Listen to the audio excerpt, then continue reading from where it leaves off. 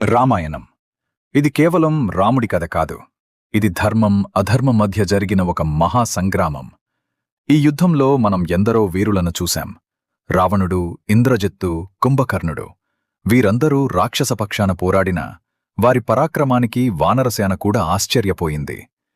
కాని ఈ మహావీరుల నీడలో మరుగున పడిపోయిన కొందరు యువయోధుల గురించి మనకు పెద్దగా తెలియదు.